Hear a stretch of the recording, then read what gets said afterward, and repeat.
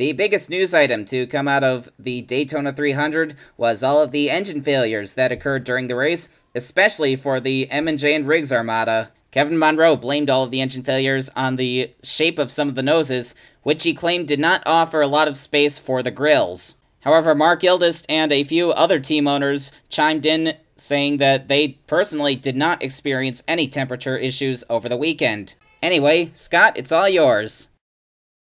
Thank you, Earl. Edwin Schwartzlowski takes the Cromwell Pull Award for round number 1 of the Radii 300. Starting on its outside would be Joseph Howard, one of the winners at Daytona last week. Howard noses ahead of the 66 coming into turn number 1, but with a push from Ricky Navarro, Schwartzlowski is able to inch ahead of the 17. But at the end of the first lap, Navarro decides to pounce on Schwartzlowski and take the lead for himself. Navarro finished 6th in his race at Daytona, and he's been looking very fast this weekend too. After a long string of incidents together last year, Joseph Howard and Tyson Lautenschlager are very good friends. You see, that was some very friendly contact right there. And just ahead of these two, you see Edwin Schwartzlowski getting under the 34 car to take the lead back.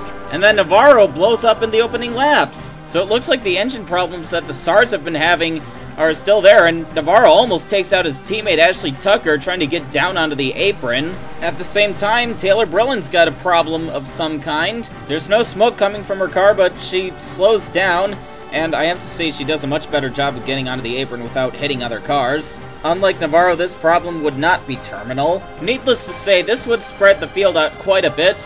Here's the, battle for first. Edwin Schwartzlowski is still the leader with Tyson Lautenschlager in 2nd, and Leslie Riggs is in 3rd, still with a good chance of catching Schwartzlowski and Lautenschlager. Behind the leaders, however, would be a huge pack of cars running 3 wide, several rows deep. Lane Cranston, Alex Carson, and James West are currently competing for the head of this pack. This week's participant in the Empire Rent-A-Car Drive the Dream program is 42-year-old Mark Freestone. However, his day gets off to a pretty poor start as he has a mechanical problem and he has to drop the 85 car onto the apron. We've got some 4 wide going on in the larger pack, and there's contact. A few cars bobble quite a bit. Casey Campbell is in the middle of that. Gary D'Souza and BJ Pichanda go into the wall. And they will come sliding back down the track. I'm surprised more cars weren't involved. Oh! AJ Young! Into the back of the pie car, sending Pichanda flying. Let's look at that again. Casey Campbell and Andy Pearson make contact, and there's really nothing Campbell can do to save the car at that point. D'Souza and Pichanda were just innocent victims in all of that. And oh, that was a massive hit by the O2 car. There was quite a bit of concern about Pichanda because AJ Young hit him at about 180 to 190 miles an hour. Riding on board with AJ Young, riding in the back as usual, coming up on Pichanda, and what a flight Pichanda took. And it didn't even sound like Young lifted at all until the last fraction of a second before he hit Pichanda. And as you can see, Pichanda was taken to a hospital, but we believe he should be good to go by the time the series rolls into Carbondale. Anyway, Edwin Schwartzlowski continues to lead on the restart, with Tyson Lautenschlager and Leslie Riggs right behind him. You see Mark Freestone and Taylor Brillen back in the race. Freestone is 1 lap down, while Brillen is 3 laps down. Schwartzlowski opens up a very nice gap over Lautenschlager coming off of turn number 2. And you see Ashley Tucker trying to go for the 2nd position, or rather 3rd, as Tyson Lautenschlager has cleared the 57. And Leslie Riggs has just gotten back around Tucker. And now here comes Leslie Riggs for the lead. Last week was her first time back in the car for quite some time, and she is still as fast as she's always been. But coming to the line, Schwartzlowski still has a lot of momentum. Schwartzlowski leads the lap, but Leslie Riggs is still right there. She's got quite a bit of support on the inside line, and she will eventually nose ahead of the 66 car to claim the lead. Dale Hill had to pit coming to the restart. He did not go a lap down, but I suspect that the leaders will catch him soon. The battle for the lead heats up once again as Ashley Tucker challenges Kyle Gaffigan down the backstretch, but here comes Edwin Schwartzlowski. He wants to lead this race once again. Taylor Brillen is still able to assist Schwartzlowski, even though she is 3 laps down, and here comes Joseph Howard to give the 66 even more support. But Tucker would come back and make it 4 wide down the backstretch. Nobody's making any real attempt to back off. Contact! Joseph Howard and Gaffigan into the wall, and we have a pile-up in turn 3. Andy Pearson and Laura Cyrus pile into this wreck. Here's another look at it.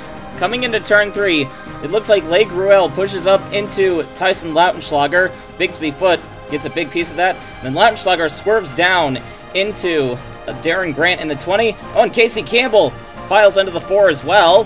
So both of our Daytona winners get caught up in this. We're running on board with Andy Pearson, who was quite a ways back.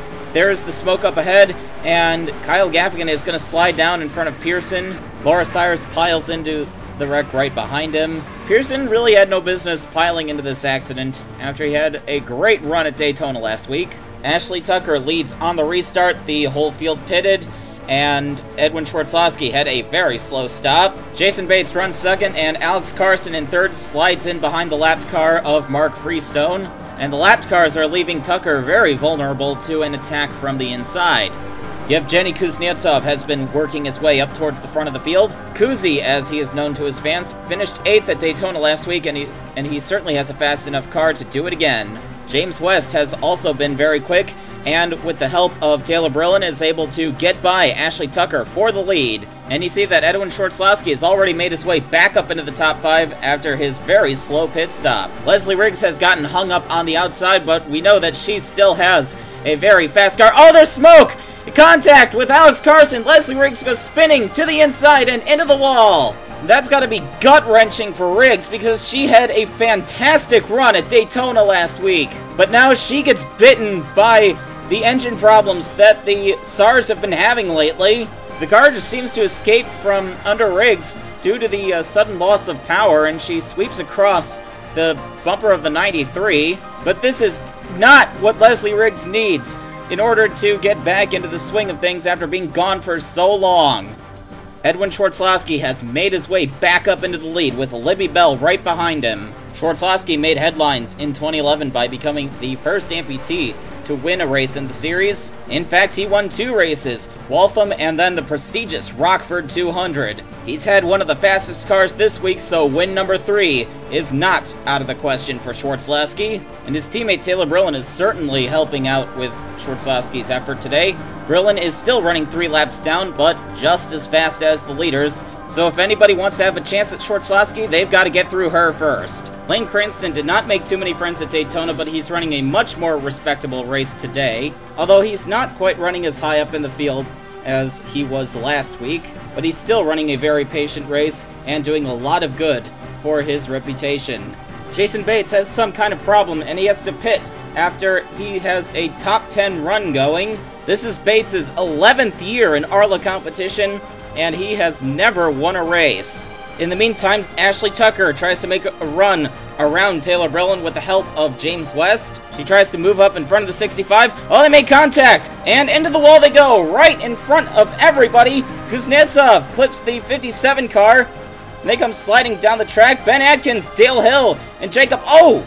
Greg Woodard in the 41 hammers into the back of the 65 car. Here it is again. It looks like Ashley Tucker thinks that she has Brillin cleared, but she does not and carries them both into the wall. Tiffany Matthews has a bit of front-end damage from that shunt she gave to the 57 car. There's Dale Hill and Ben Atkins getting together. Jacob Eichholz, who owns the Atkins car, and then Woodard just comes flying in and slams into Brillin. Let's go on board with the 41 car, who, like Andy Pearson, was well behind this wreck. However, Woodard slows down considerably, but he just committed to the wrong lane, so I can't necessarily fault him for that. Ben Atkins in the 84, as I mentioned, got caught up in this incident as well. He gives Libby Bell a bit of a nudge, but otherwise he does a good job avoiding this, and then he moves up in front of Dale Hill, who is then clobbered by the 231 of his team owner, Jacob Eichholz. Atkins' team owner, that is. Edwin Schwartzlowski continues to lead. We have less than 10 laps to go in this 57-lap race. Mark Freestone, still a lap down, was lined up behind Schwartzlowski, which is going to make it difficult for second-place James West to make a run right now. But West is certainly trying to make something work. He shot up to the outside of Freestone on the restart, but Lane Cranston cuts back down to the inside and lines up behind the 85 car. He will most likely take second place from the 69. Libby Bell escaped that big wreck without any damage aside from being clipped by the 84 car, and here she comes on the attack for the second spot. Bell won at Albuquerque last season as a rookie for Power Steering Incorporated, and she still looks like a force to be reckoned with here in 2012. Jared Worth is going for his second consecutive top 10 on his partial schedule, and he is not done picking up positions as he comes after Alex Carson. Right behind him is one of the Speed Vision cars. Not too sure who it is because they look so similar to each other. I think that might be David Krikorian in the 32 though, but Krikorian appears to be helping out Carson on the outside, leaving Worth with no support. Lane Cranston has taken second back, and he tries to work his way around the lap car of Mark Freestone and come after Edwin Schwartzlaski. But Libby Bell doesn't appear to be giving up. Oh, contact between the 85 and 114. Freestone gets turned to the inside and into the wall. Here it is again. Freestone and Cranston get together, and oh, that was a heavy hit into the inside wall. And then Mike Andrews comes flying in, sends Freestone up into the air once again. I think the tail of that car might have even caught the catch fence. We are very concerned about this incident. The race was red flagged. Here it is again. It looked kind of like that Cranston and Freestone just gravitated towards each other on the coming down the backstretch, and then something just had to give. That was a very nasty hit to the inside wall. There is a safer barrier on that wall, although at the speed these cars run, there's only so much that the barriers can do. And that was another big hit by the 500 car of Andrews. Tiffany Matthews piled into the back of Andrews. She really had nowhere to go. Andrews and Matthews were able to climb out of their cars, but again, we have the most concern for Mark Freestone in the 85. Let's go on board with Mike Andrews, who is battling for position with Zachary Sins. Freestone comes flying back up the track, and Andrews has nowhere to go but into the passenger side of that car. Tiffany Matthews in the 16, the front end is completely gone on that car. Robert Scott in the 33 was running right behind Andrews and Matthews. Andrews just suddenly appeared in front of the 116, and that almost wiped out Robert Scott as well. And now we have the start of it from Lane Cranston in the 114. Cranston moves up ever so slightly, while Freestone is coming down ever so slightly. It looked like that neither of them were paying too much attention to their surroundings. They get together, and Cranston turns the 85. Looking from the rear of the 114 now, Freestone flips once, lands on his wheels, and then comes flying back up the track.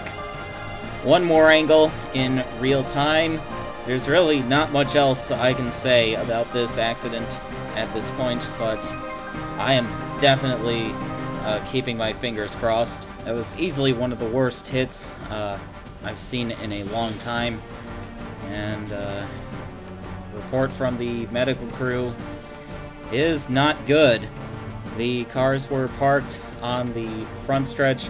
Edwin Schwartzlaski is the leader with James West in the second spot. However, an hour and 45 minutes approximately after the incident occurred, ARLA officials announced that the race had been called and the running order will be wiped due to the severity of the incident.